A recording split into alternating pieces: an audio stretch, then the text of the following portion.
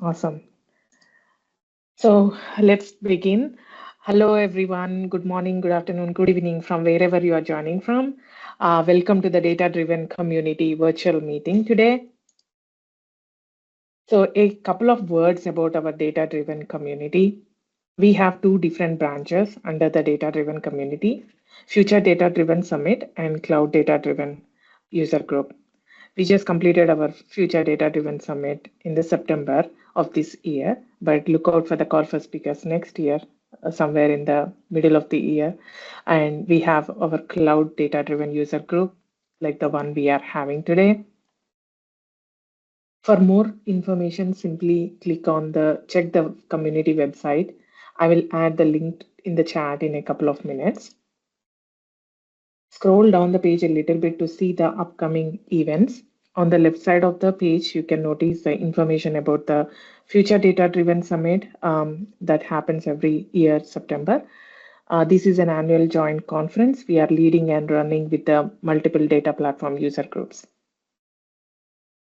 The second branch of the activity we run, we are the weekly meetings of the Cloud Data Driven User Group, like we are having today.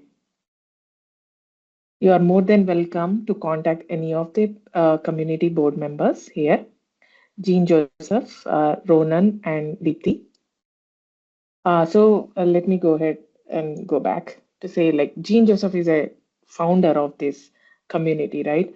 And Ronan is a co-founder and co-admin, and I will be the moderator and also the co-organizer. Myself, I'm Dipti Goguri. I'm a database administrator, also a Microsoft Data Platform MVP. I'm a third co-admin of the data-driven community, and I will be hosting your session today. Like I mentioned, Jean Joseph is the founder, and Ronan is the primary co-admin of this community.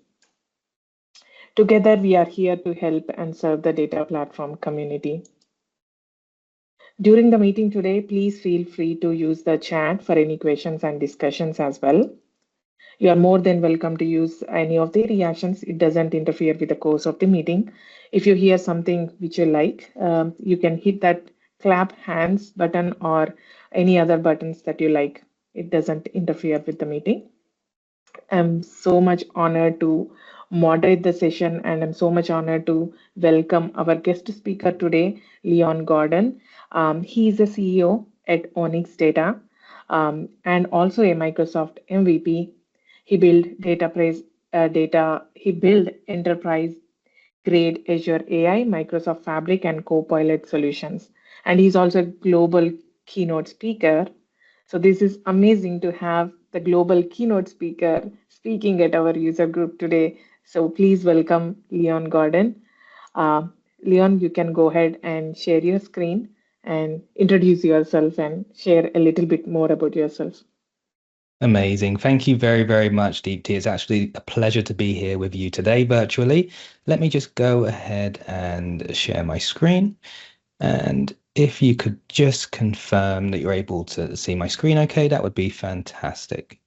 Yes, we are able to see. Absolutely.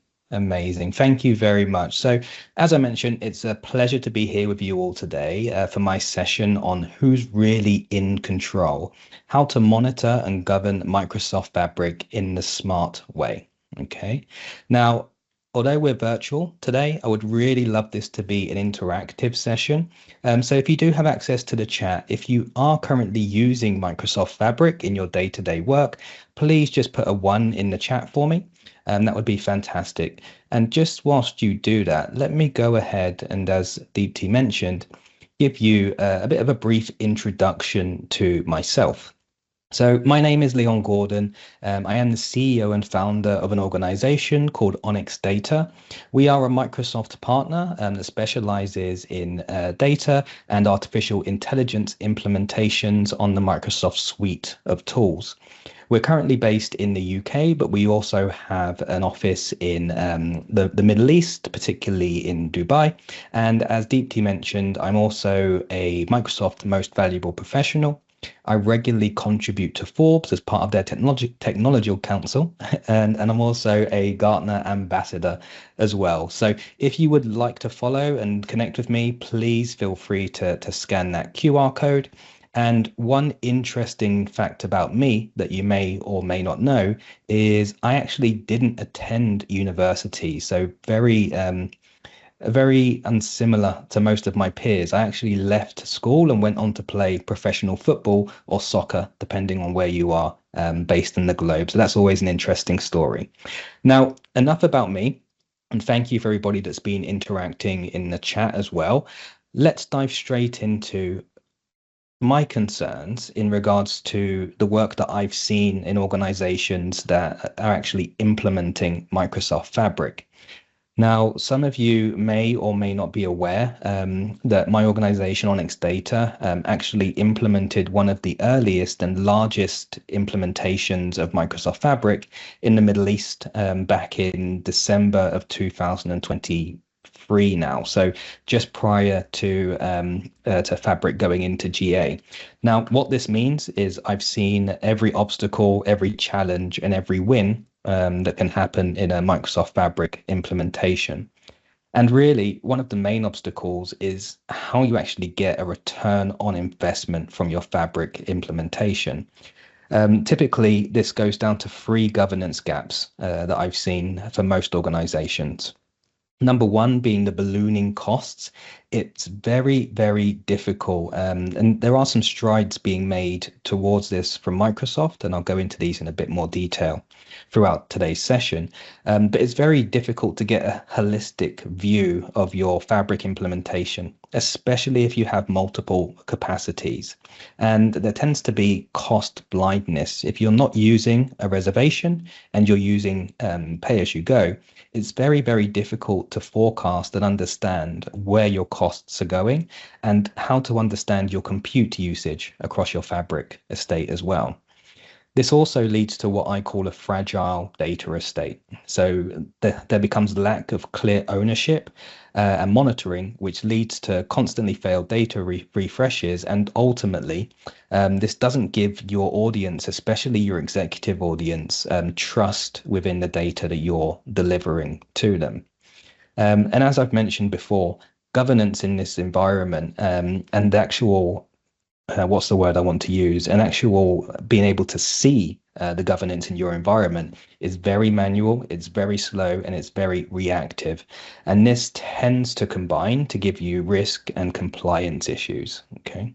Now, for those of you that did mention that you are using Microsoft Fabric in your day-to-day work, I would love to hear if you're using any of these tools currently. So Microsoft does provide some out-of-the-box tools, Capacity Metrics app being one of those, and Azure Log Analytics being another. And they also provide some open source tools. So FUAM is its most fondly known, and also Microsoft Purview.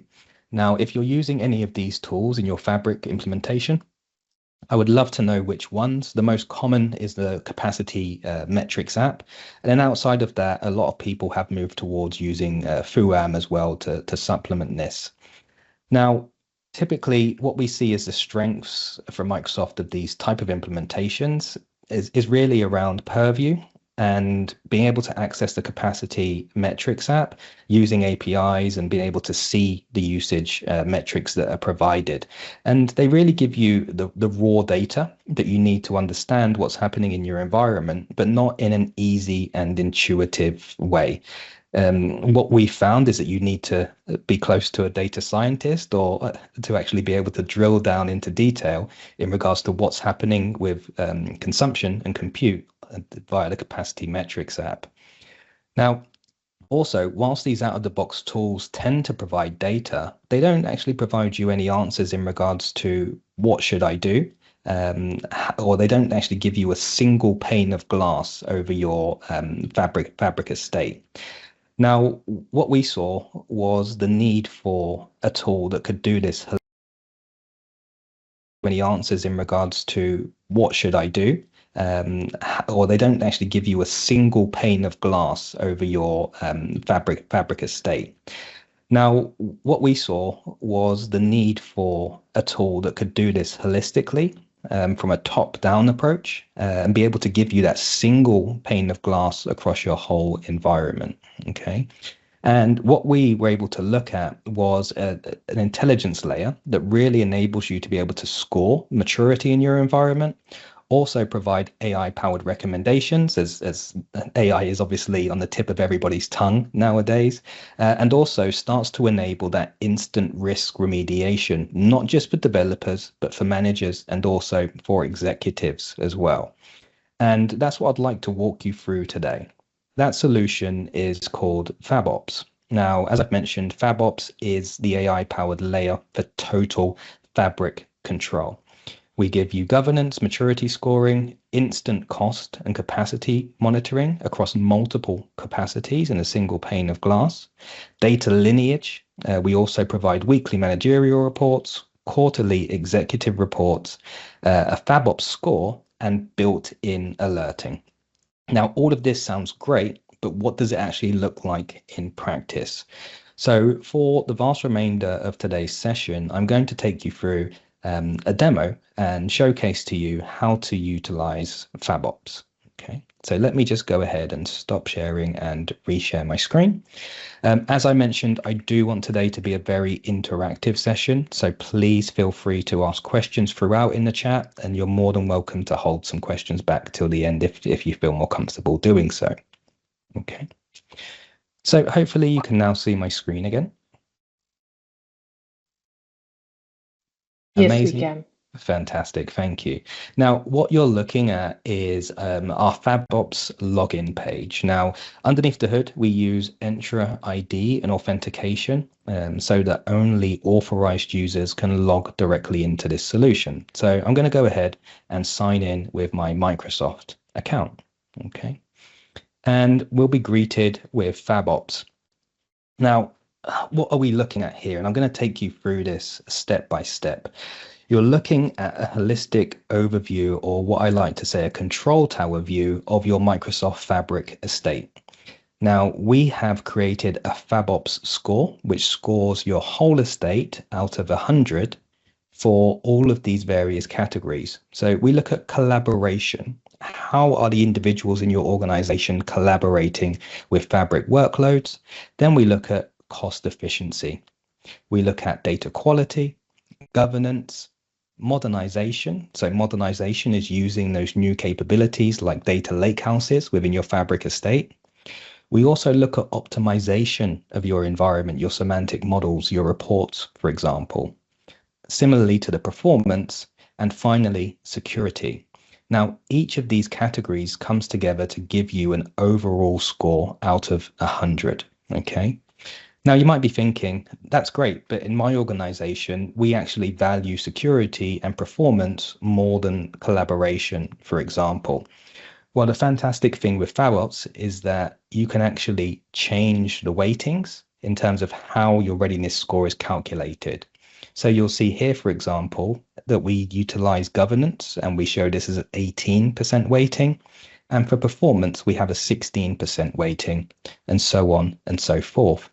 All of these are customizable under the hood. So for example, if you wanted your cost efficiency to be 50% of your overall FabOps score, you can go ahead and customize that.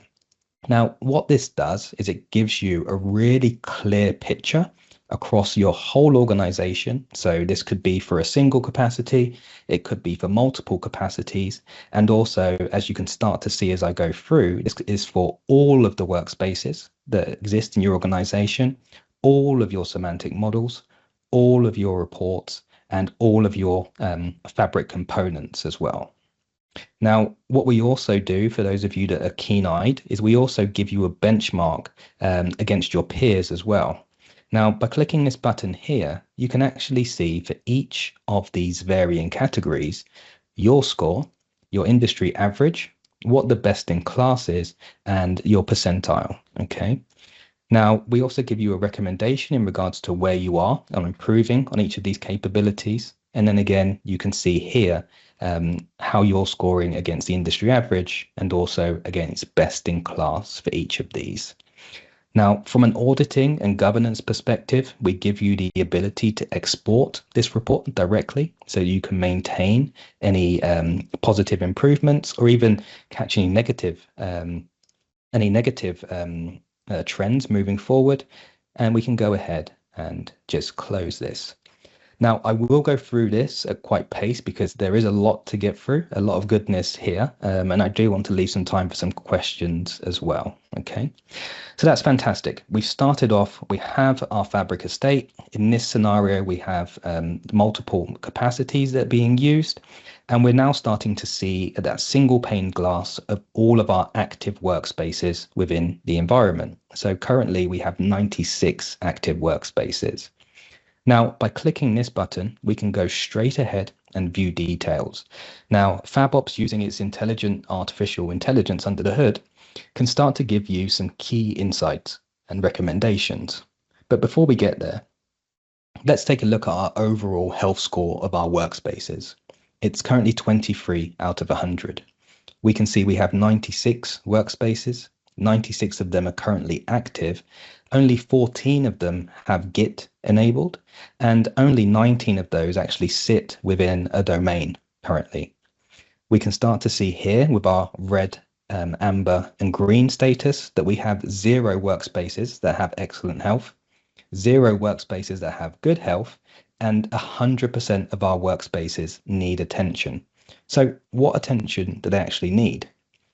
Well, we can see here that we have underutilized workspaces, workspaces that have fewer than 5 items and very minimal users.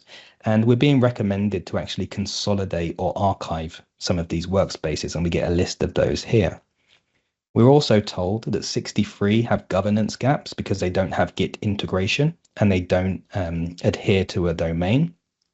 So for the question in the chat from Nadav, so a Git-enabled workspace is basically one that's been checked into CI/CD and has a repo. So it means it's under source control. Now, because we don't have Git enabled on 63 of these workspaces, they're not governed. Okay, any changes that happen in these environments aren't audited currently. Okay. And we also see that we have 96 workspaces that have a refresh success rate below 80%. Okay. We can then go into a bit more detail in a tabular view. Again, looking at all of the workspaces within our environment, we can see those that are top performing, and we have none in this environment. We can see all of those that need attention. We can see them by capacity and also by domain as well. Now, again, just by going into more detail, if we wanted to, we could go directly to each of these workspaces by using the View button, and we can also get tips in regards to the recommendations of how to improve our workspaces. So here you can see that we're being recommended to assign the workspace to a domain, okay, and it's a high priority item. Now, that's a fantastic starting point for workspaces, but what does that look like for semantic models? Again, by clicking this button, we really get that overview, that single pane of glass view over all of our semantic models. So we can see that our average refresh success rate is actually 19%. We have 121 total semantic models. Only 106 of those are currently refreshable. Only 2 of those are using the direct lake technology. Okay, and they're all a very fairly small size in megabytes as well. Again, we get this now familiar health distribution. So we can see that 2 of our semantic models are in excellent health. 17 of those have good health, and 102 of those require attention. So again, for administrators, for citizen developers, it gives you a really good overview in terms of the health of your whole environment. And then again, we're giving you some key insights and recommendations in terms of how you can fix your environment fairly quickly. Now, those of you that are familiar with development, particularly on Power BI, either reports or semantic models, will be familiar with Microsoft's best practice analyzer. It's a set of rules that you can run against your reports and semantic models to understand if there are any performance, governance, or erroneous issues in each of these objects. Now, the great thing about FabOps is we're actually able to run these best practice analyzer rules across your whole estate. So again, if you have multiple fabric capacities, if you have multiple workspaces, multiple semantic models, we automatically run these rules against your whole estate. And you can see here that within this environment, we have 78,746 best practice violations that need fixing. Okay. Again, for all of your semantic models, you now have this now familiar tabular view of your semantic models, where again, you can look at various health statuses. So you can look at all of those that need attention. You can export to CSV if you needed, and you can even look from a size perspective as well. And we raise up any BPA issues within your environment directly here as well. What I will do, again, because we do have quite a bit to get through, is I will just gloss over the reports element. So again, we have that holistic view of all of the reports in your environment. Now, what we found in working with organizations is it's really difficult to understand usage of reports across your organization. So in here, we're able to show you how many reports have high usage, how many have low usage, how many have medium usage, and how many aren't being used at all. We can then show you the reporting age as well. So how many reports do we have over 90 to 365 days of age here? 61. And then we can actually start to show you your top creators within your environment as well. Again, looking at that now familiar tabular view, you can start to slice and dice your reports here, understanding which reports need attention because they have a low health score. And again, you can start to see if you have any orphaned reports. In this environment, we don't. And you can start to see which reports have the most subscriptions alongside them as well. Okay. If you just wanted to see reports created by a certain individual, let me go ahead and select this individual, for example. You can go and do so, all in a very performant manner. Okay. Excellent. I'll just go on to the amount of active users as well, because I think this is another area of interest for admins. Again, you can start to see out of your users, how many of them are actually active in your environment, how many of them are actually sharing reports. And really interestingly, you can start to see your role distribution as well. So how many admins do you have? How many members? How many viewers? And you're now getting that familiar key insights and recommendations in terms of how you can improve your environment. So for example, we have a high inactive user rate, and we should be reviewing and potentially removing access for users. Similarly, we also have 2 users that have admin access to over 10 workspaces. So we should be reviewing and applying principles of least privilege to our environment as well. Okay. Now, we are only on the first page, so I am going to start to speed up a little bit. But again, please do ask me any questions throughout as well. We provide you with an overall platform health status of your environment as well. So again, how many active issues you have, your overall health score. We do this for your refresh performance as well. So how many failed refreshes do you have? What's your current success rate? Now, where things get really interesting is capacity utilization. Okay. In regards to capacity utilization, it's, at least in my experience, is very, very tricky to be able to understand how to read the capacity metrics app. Okay. Now, what we're able to provide for you at a high level is your average utilization of your capacity. Okay. The amount of workspaces that you have, and an estimated monthly cost in regards to how you're using your capacity. Now, we also call out if your capacity is under high utilization, which may require scaling to another SKU or optimization, whether your capacity is optimal, whether there's room to grow in your capacity, or whether you have low utilization where you may be actually able to downsize your capacity. Okay. And then again, we call out any key insights and cost optimizations as well. So we do have a question coming in for Nadav. Do we get full details of the report usage in tool? Can you just elaborate on that question for me slightly, Nadav, please? Because we're able to show you how many users are actively using which reports and which reports aren't being utilized. But if you want to elaborate on how you would, on any other areas of report usage you'd like to see, please feel free to do so via the chat. Okay. We also take a look at the modern features. So those of you that have moved from Power BI to Fabric, or you just have started to use Fabric as a tool, you'll notice that you now have access to features like lake houses, direct lake, ML experiments, and we call these the modern features within the tool. So we can showcase to you how many of those are being used in your environment as well. We will be adding Copilot and data agents to this modernization piece in the future. Now, as I mentioned, those best practice analysis rules. You can see here again for your whole environment how many issues you have with storage, how many issues you have with governance, compute, so on and so forth.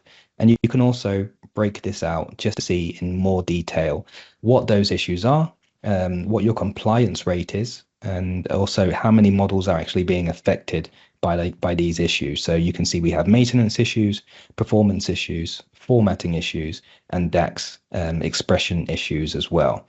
Now, for those of you that have worked in Power BI environments and Fabric environments, you'll know that to maintain and monitor this across all of your environments, all of your workspaces, is something that's fairly tricky to do. Okay. Excellent. And then just moving forward, another area that we find with our customers is cost optimization, being able to understand your costs within Fabric, your consumption, for example, and then being able to look at this by item type as well. So are your data sets using the most compute and costing you the most, or is it actually, like in our case, our notebooks that are using the most CU? And we're able to attribute this to a monetary value as well, not just the compute value as well. Now, what you'll start to see here is we're also able to provide you with some cost optimization opportunities. So you'll see here that we can start to tell you what your savings will be by implementing these recommendations, how much we think you'll be able to save, and what the recommended action is. So review workspace efficiency and consider consolidation. Okay.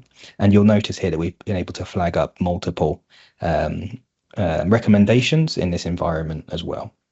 So I'll just pause there because Tom has a question, and he asks, can we spot issues like visuals that are slow to load?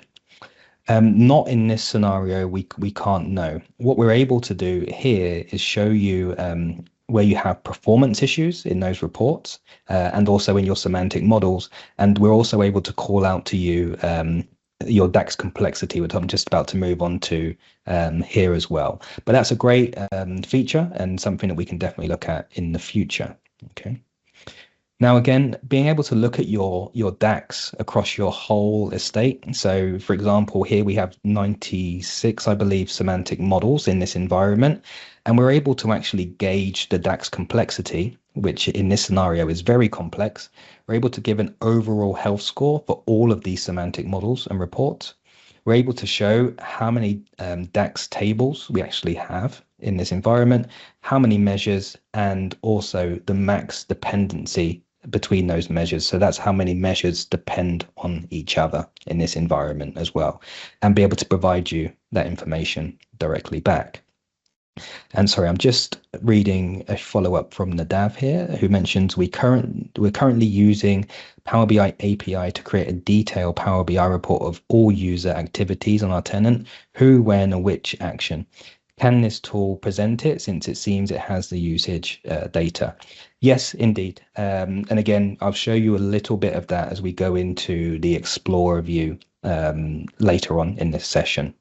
So we're going to just take a look at performance trends.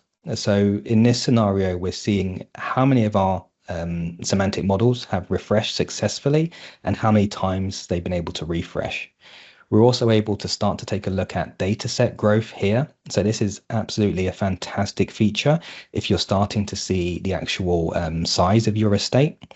And then we're able to spot any trends that we may have with errors over time as well. Okay. Again, we then start to give you quick wins. Now, what do we mean by quick wins in your environment? Well, FabOps is a governance and optimization tool, and it should be your first point of support when you're looking at your Fabric estate. Now, what we deem as a quick win is something which will have a high impact on the optimization of your environment, but they also take low effort to implement. So, for example, in this environment, we have 11 similar data sets. So the recommendation here is to start to consolidate those, which will have a medium impact and is low effort to do. Okay. We've also found multiple other data sets that have the same name. So we're being told here that we need to be able to start taking action against those. By clicking on details, we'll have that coming in the future, and we'll also have the ability to start that quick win coming in the future as well. Finally, on this page, we have our AI-powered recommendations. So these are actionable insights for optimization. Now, as is the case with artificial intelligence, we can't just rely on this as our single source. So we also give you a confidence rating in terms of how confident we are this would move the needle in your environment. So for example, from a performance perspective, we're being told that we can improve our refresh success rate because our current success rate is only 45.2%. So we need to focus on fixing 16 failing refreshes. Now, by clicking down, we get specific actions that tell us we need to identify and fix the failing data set refreshes, review our error logs, and then optimize our data source connections. Okay. We're being told that what our success metrics should be, and also the expected benefits of this approach. And this is the same for all of the recommendations on this page. Okay. Here you have the ability to export this report, and we also give you an operational overview in regards to whether FabOps is suffering from any degradation at the moment. So we can see that all systems are operational. And if we go ahead and just take a look at the view, the detailed status, we give you a real-time monitoring of all of the services being used within FabOps as well. Okay. Now, we've just gone through quite a lot in regards to your Fabric environment. Now, the beauty of FabOps is that's only the first page. So let's go ahead and dive into governance. Now, you'll see here at the top that the FabOps score remains a centerpiece for all pages. So we can just go ahead and scroll down. And now what we're starting to get is a look at the governance in our environment. So what our current score is, how many items we have shared, how many security settings we have enabled, and the coverage of our governance settings. We do also get this recommendation, as we mentioned earlier, that we need to enable Git integration and start to assign some domains. We can start to see how the content in our environment is being shared. So for us here at Onyx, it's 100% being shared via a link. And we have a quick view of our tenant settings and those that are configured from a compliance perspective. Again, we can see how many Git connections we have, how many workspaces we have connected to Git, and the overall coverage of Git integration. As we mentioned before, those best practice analyzer rules, we can start to see them here, particularly from a governance lens. And we can start to look at those if we wanted to, varying by various severities, and also by various categories as well. So if we were to look at DAX expressions, formatting, performance, and we can do so via each workspace as well, as opposed to all of the workspaces. Now, everything you're seeing here is working in real time as well on our Onyx dummy data in our production environment. We then go ahead and head over to our performance pane. Okay. Again, our FabOps score is standardized across every page. And now we're starting to see, particularly from our semantic models, how our refreshes are performing and the failure rate associated with them. Our refresh trends, so our performance of refreshes and which buckets they fall into in regards to how long a refresh is taking. Now, this is a fantastically easy way to start to see. I've seen environments where we've had 5 or 6 refreshes that fall into the 15-minute plus category. And that highlights potentially the need to go and dig into those in a bit more detail to understand why the refreshes are taking so long.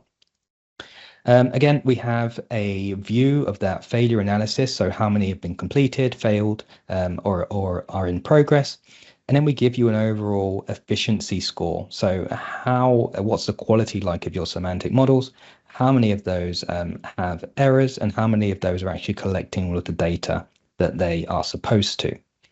Again, within that now familiar tabular view, we can really have a quick look at all of our semantic models. So if we were to look for semantic models that were taking longer than 30 minutes, in this scenario, we don't have any. We only have one that takes more than 5 minutes, and most of these sit in the bucket of less than 5 minutes. We can also look at this from the lens of those that have failed, so we can just start to kind of hone in directly on those. And then also we can see any details around those as well. So the average duration, this particular semantic model isn't on a schedule and isn't tied to a workspace. And we could also, if we wanted to, retry the workspace, retry the refresh directly from within FabOps as well. Okay. I know I'm going at pace. The goal here is to try to stay on time. So please do feel free to jump in, ask any questions or any observations as we go through. So I've just moved on to our costs pane. Now, what this enables us to do is go into a bit more detail than we saw earlier on in the session on the homepage. And we can start to look at a very high level in regards to our total monthly cost, the total amount of CUs that are being consumed, how many capacities we have, your average daily CUs. And then if you're using multiple capacities, you can start to see how much each capacity is forecasted to cost you and how utilized it is as well. Okay. In here, you can see consumption by capacity. And as I showed you earlier, you can also start to see your cost by item type breakdown. So whether it's your reports, your lakehouse, your notebooks, etc., etc. Okay. As we scroll down, what we've tried to do is make this information a lot easier to consume. Okay. Now, in our consumption trends, we've plotted out the total amount of CUs, the peak CUs, what the daily CU should be for that capacity, and then we've also put a warning in when you're getting towards 80%. When you're getting towards 80% of that consumption usage. You can dive into this. So, for example, if we take a look at the last 14 days here, you'll notice that we can start to see that we haven't been anywhere near our capacity limit. Our capacity limit is the green line here of compute, and we have our warning line, which is set at 80% up here as well. As you can see, by hovering over, we can get the familiar tooltip, which those of you that are building reports in Power BI would be very familiar with. And we can also start to expand this time range if we wanted to here as well. If there were any cost saving opportunities to be had, we would be made aware of them in this pane here. And then we can actually go into a bit more a tabular analytical view of what's actually happening from a workspace perspective. So we can start to see here for each workspace, the total amount of CUs, the operations, the amount of items, and what the top item types that are eating that CU actually are, which is a fantastic starting point. But what about if you actually wanted to look at this from an item level perspective? So if you wanted to understand how your lakehouse or your warehouse was using compute and CUs, how many were being used on an average daily, what the estimated cost of that usage is on a daily basis, and also what the estimated monthly cost is as well. You can do all of that in this view here, and you can also export out to CSV if you need to. And I'll just pause here as we have Tom asking a question. Can we filter the refresh performance page by the storage mode, e.g. direct lake versus import? I don't have much experience of direct lake mode yet, but I assume their refresh times are quick, so not necessarily comparable to import refreshes, so would be helpful to compare them separately. So what you can do if you go back to your performance page, is you would be able to take a look, but it would only be via your statuses and your durations currently. So we will be able to surface to you that you'll see in the Explorer view, you can see which semantic models are using which technology, and you'd have to export them to CSV to do that particular comparison. Okay. Now, if we move on to modernization. Now, as I mentioned earlier on in the call, we typically look at modernization at the moment as utilization of those new Fabric components. So lake houses, the use of direct lake, machine learning experiments. And like I mentioned, we're going to be adding Copilot and data agents to this in the future. Now, as we can see in this environment, we don't have many of each of these objects. So that gives us an adoption score of 1.5. And we're being told that our modernization status is really at the beginner level. Now, in the organizations that I speak to, it becomes very difficult, especially as they're not used to these technologies, to understand how they can modernize their environment, for example. And Tom, this alludes to your point as well that you mentioned in regards to Direct Lake. Lots of organizations don't fully understand what Direct Lake is, and they don't understand how it can bring better performance and also some of the limitations that come from using that technology. So what we provide you here is a phased roadmap in terms of prioritized as well via high, medium, and low priority of how you can start to adopt these new features. So we're being told here that we can migrate our suitable our suitable data sets to direct lake mode for better performance. And this is a high priority and high impact item. We're also making the user aware in terms of how long we imagine that would take for them to implement. Similarly for Lakehouse implementation and also exploring artificial intelligence and machine learning capabilities. You can export this roadmap as well and take it to leadership, managerial, your managerial team as well to move forward with. Now, one of my favorite views within FabOps is actually our lineage view. Okay. Now, those of you, again, that are familiar with lineage in Fabric will know that you can start at the highest point. So for us, we're starting at our tenant level, and we're then going down to our domains. So I can see that I have a domain called Sales Prep, and within that domain, I have 3 workspaces, and some of these have items. We can see here that this one doesn't have an item, and this one has 6, for example. And we can go ahead and open up and start to see those items that exist within this particular domain. We can do the same for some of the other domains as well. And also we can start to see how many of these don't actually have, or how many of these workspaces aren't actually assigned to a domain at all. So in unassigned workspaces. Again, we can just open this tree view and then start to see what's happening and what's being utilized from an object level in each of these domains.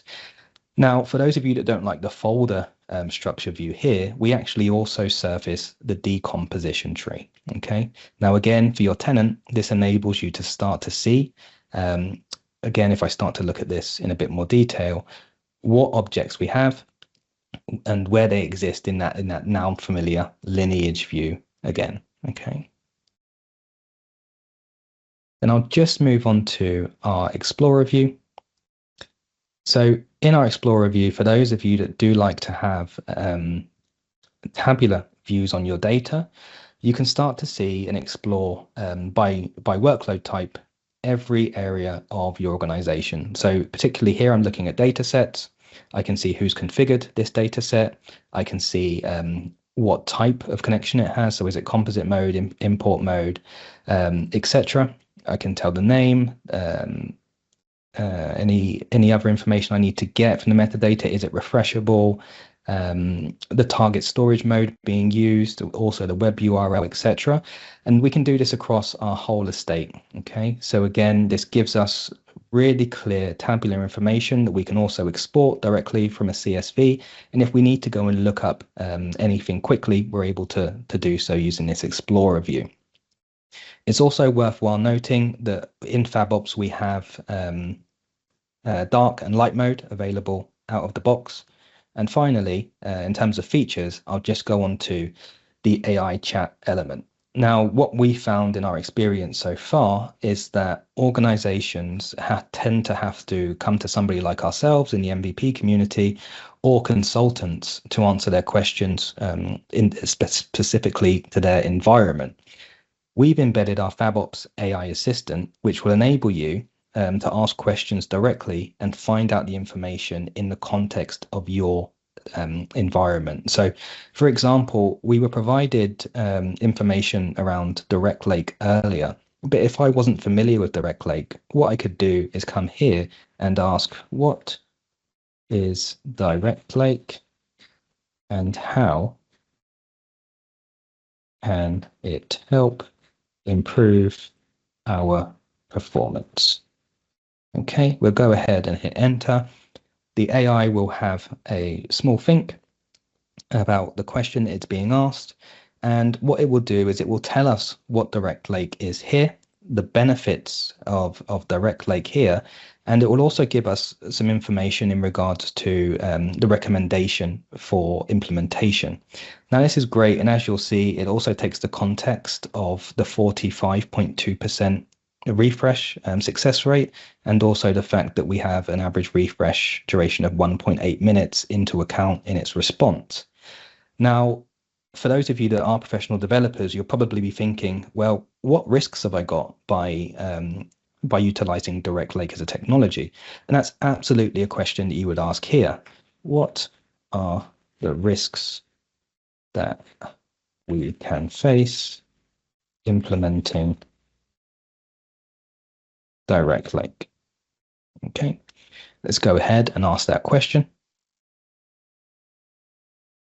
The AI will just think about it for a moment.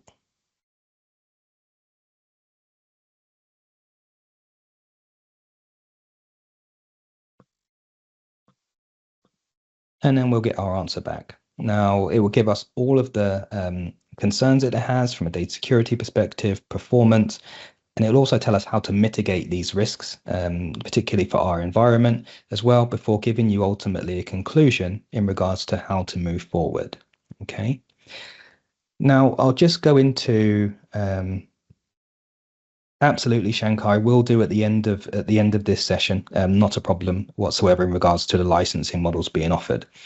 Now, I'll just go into the admin dashboard that you have in the back end, because what you also have the ability to do here is add your own users. So you don't need to come back to ourselves if you need to add more users to your environment. You can just invite your users directly here and give them either viewer or admin roles. Okay.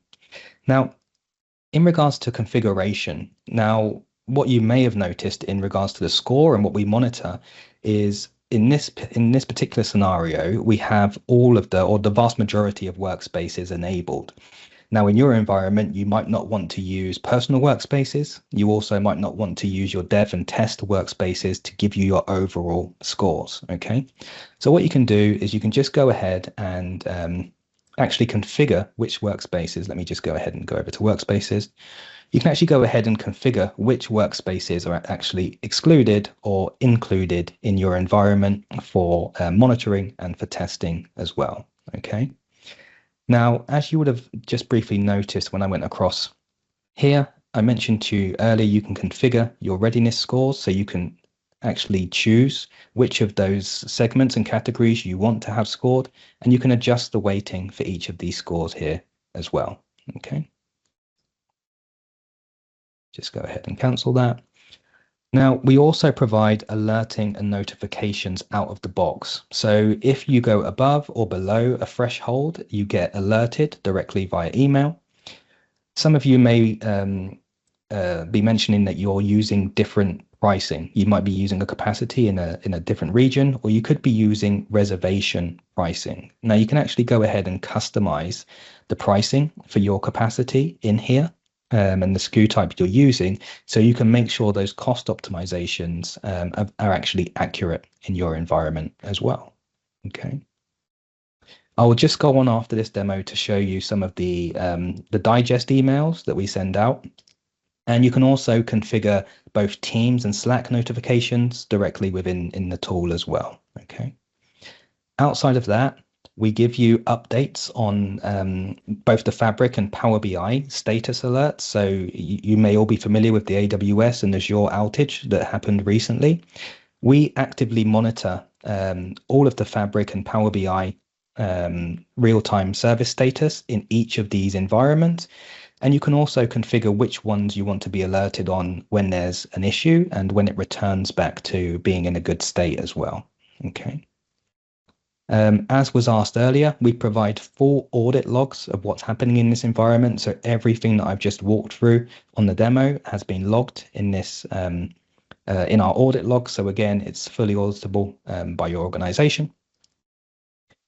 We also show you your license utilization data. Again, this is typically aimed towards your administrators within this environment, and it gives you a good idea in regards to your utilization trend within Microsoft Fabric and any peak hours and any weekly patterns that you should be noticing as well. So you can see here that our average utilization has been high, 98.3%. We've had one capacity that's at risk of overutilization, how much we've spent, how many users we currently have, any recommendations that are being presented to us via the AI. And then we're also able to see in our Fabric environment the utilization versus the user count, some information around our capacity and any weekly patterns that we're observing within the environment, and our monthly growth rate as well. Okay, this can also be downloaded and exported as a report. And then just moving on, we do give quarterly executive reports as well within FabOps. So again, you'll get a notification to go ahead and generate your report. So if I look at Q4 for 2025, and I go ahead and just do a preview, I'm going to make this slightly bigger if I can, so you can all see this. Let me just zoom back out of here. So you actually get an overall compliance view. Let me just go ahead and fit to page as well. So this is perfect for your executive team to understand how you've been performance from a governance perspective, cost efficiency, security, etc. And you'll see here, we're able to generate a very in-depth review of your environment that you can take to your executive team on a quarterly basis. Okay. And then finally, just if I reset this back to 100%. Finally, within the tool, one of the questions Deepti asked me at the beginning of today's session is, how do you stay up to date when you're doing so much, whether it's MVP program, Forbes, running your own organization, etc. We've created this environment for you where you can go and see what's new in Fabric directly with the Microsoft site, understand monthly updates, go directly to the Fabric blog, understand the release plan from Microsoft, go to the ideas forum and go and see Power BI updates as well. Again, all nestled neatly within the tool. Okay. Now I'll just go ahead and stop sharing and go back to my presentation as we're coming towards the end of the session. And then we'll have an opportunity for any questions as well. So let me just go ahead and reshare my screen. Amazing. I'm hoping you can all see my screen again. And I just wanted to provide you with an example of what each of those reports and notifications looks like. So on the left-hand side here, what you're actually looking at is the status update. Now, this is showing that there's a degraded service in 5 of the affected areas. So in our environment, we actually have Africa, America, Asia Pacific, Middle East, and Europe turned on. For example, if your Fabric capacity was only in Europe and you only cared about service degradation in Europe, you can only have Europe turned on as well. Now, what will happen is you'll receive an email as soon as there's any degradation to service, and you'll receive an updated email every 6 hours until that service is returned directly from the Fabric status update. We also provide you with a weekly or bi-weekly digest via email. So you're starting to see just here what the information's like, an overall look at your FabOps score, any highlights and risks, any key performance metrics, and your top issues that are requiring attention and where you're potentially wasting cost as well. As I showed you a moment ago, that quarterly compliance report, this is the email that you'll receive to tell you that your quarterly compliance report is ready. And you would select download report to go to that screen that I've showed you to go ahead and download your compliance report for your executive leadership team. And then finally, this is a look at what the team's notifications look like. So on a daily basis, you'll receive these updates in your team's environment to a Teams channel based on your FabOps implementation. Now, we have rolled this out and we're seeing some fantastic feedback from lots of individuals that are utilizing this tool. And if you are using Fabric, and just alluding to the question that we were asked earlier, we're actually giving you an exclusive opportunity to utilize FabOps for 1 month for free. There's no commitment to purchase after that. And we're also giving you the ability to request features directly and have prioritized requests for features as part of that 1 month exclusive free trial. If it's something you think yourself or your organization would be interested in, please feel free to scan the QR code in the bottom left of the screen, and that will take you to our sign up page. You will need to enter an organization email address and your name, and our team will reach out to you to go through how to activate your 1 month free trial. And this will only be valid for the next 24 hours. I've also put the link to that sign up form directly into the chat in case you're unable to scan the QR code. And also, as a free gift to all of you to say thank you for having me here with you all today, you can also go ahead and download our Microsoft Fabric Return on Investment Accelerator that you can see in the bottom right-hand side here by scanning this QR code. Okay. Now, I'll just take an opportunity to handle any questions or observations that you may have had.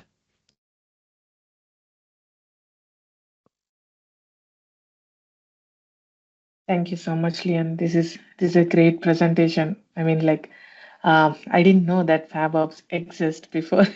We were only looking at the metrics app, and I know the pain, right? I mean, like drilling into it. I mean, first we need to get so used and get trained to use the app in the first place.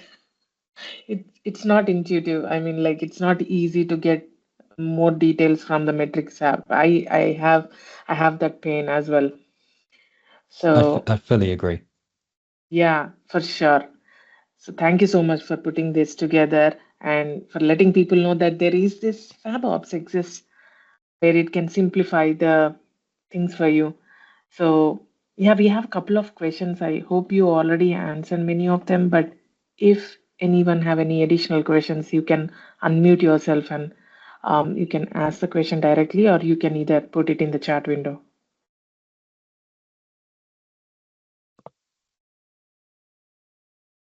And thank you so much for the free gift. I immediately scanned the QR code. My absolute pleasure.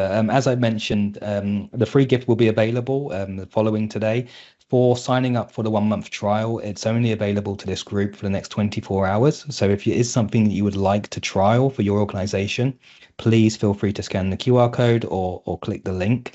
And Deepti, just so you know, this is the world exclusive. This is the first time that we've presented FabOps to a wider audience. We've only been working with a very small and invited number of clients with the tool so far. I think this is a great presentation, Leon, because that's how the word will spread out about the app. Because like many people are searching and they thought like they're thinking that they don't have any other apps exist, or they are searching in the GitHub report to see some other free tools out there which can do the help. But even going and downloading those repo files and trying to do that, we do not know if that will work. Exactly, and it's very complex. It's very complex, yeah. One of the issues is that it's FabOps, but there's no other unified solution that's easy to use and doesn't require sewing together many different platforms and not being able to still get that single pane of glass view over your whole environment. It does look like we do have another question from Shankar. I don't believe I answered this one. So just to circle back around to that licensing model there, Shankar. So as I mentioned, it's freely available to you for the next 24 hours for 1 month, no charge at all. And that includes the implementation of this in your environment. Outside of that, again, for all of our founding clients that go on that free trial, we have specialized pricing available to you. After that, it becomes a yearly subscription, which can be purchased directly via the Azure marketplace as well. Okay. In regards to your second question, with the modernization roadmap feature that I showed, does it only give you a high level recommendation, or does it give you more in-depth insights, recommendations as you click into those roadmaps? So the way to utilize this is to use that roadmap alongside the AI assistant. Okay, so you can export that roadmap, understand where you're being guided to in regards to that modernization aspect, and then really utilize that AI assistant for that first line of questioning and support to then support. If there becomes a time when you then need to get an implementation partner or upskilling, then that becomes the time to do that. But the goal of this solution is to remove the need for you to come to somebody like ourselves at Onyx Data just to get started. I hope that answers the question. Thank you. A thumbs up here. Any more questions for Leon today?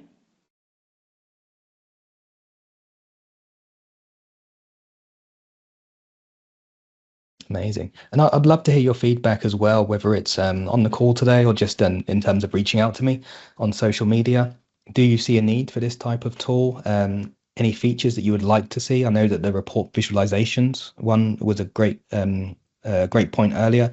Also, the ability to compare different approaches. I think in storage mode was the one that was posed earlier as well. So I'd love to hear from you after this session as well. Awesome. So if you can post your LinkedIn, the link to your profile, I think people can directly connect with you. Yeah, not a problem at all. Just bear with me one moment. And then can the audience of this session can see these slides? Yes, I'm more than happy to share these slides with you. That's not a problem whatsoever. I don't believe I'll be able to share it via the chat. Let me just see if I can whilst we're here, so we can finalize this. I'll see if I can give you a OneDrive link.